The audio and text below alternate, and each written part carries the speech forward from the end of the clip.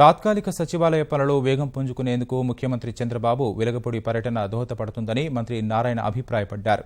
అందుకే పనులు పరిశీలించేందుకు సీఎం వస్తున్నట్లు తెలిపారు. గుంటూరు జిల్లా తుళ్లూరు మండలం వెలగపూడి వద్ద జరుగుతున్న తాత్కాలిక సచివాలయ పనులను మంత్రి పరిశీలించారు. శాసనసభ భవన నమూనాలను ఆసక్తిగా పరిశీలించారు. కేవలం 15 రోజుల్లోనే 900కు గాను 90 పిల్లర్లు నిర్మించినట్లు మంత్రి తెలిపారు. వీలైనంత వేగంగా పనులు సాగుతున్నట్లు తెలిపారు. నిర్ణీత గడువులోగా షాపూర్జీ పల్లంజీ ఎల్ఎన్టీ సంస్థలు నిర్మాణం పూర్తి చేసి ప్రభుత్వానికి అప్పజెప్పుతాయని మంత్రి స్పష్టం చేశారు.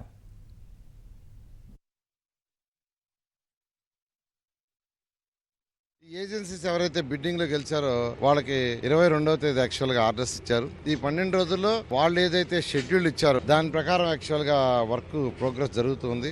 అంతకంటే వాళ్ళు చెప్పిన దానికంటే ఎక్కువ జరుగుతుంది. ఇక్కడ 944 ఫైల్స్ వేయాలి మొత్తం. ఇక్కడ దానికి గాను సుమారుగా 160 ఫైల్స్ వరకు యాక్చువల్ గా కంప్లీట్ చేశారు.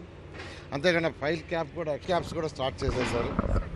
ఎందుకంటే ఇందులో మేజర్ వర్క్ ఉండేది ఏంటంటే ఫైల్స్ వేయటం, ఫైల్ క్యాప్స్ని ఫైనలైజ్ చేయడం. ఒక్కసారి ఫైల్ క్యాప్స్ ఫైనలైజ్ అయిందంటే ఇంకా వర్క్ ఇంకా వేగవంతం అవుతుంది. ఇటువంటి పరిస్థితుల్లో కూడా జూన్ 15వ తేదీకి ఇక్కడ బిల్డింగ్స్ పూర్తవుతాయి. ఎందుకంటే శంకుస్థాపన చేసిన రోజుకి చాలా మందికి చాలా డౌట్లు ఉన్నాయి.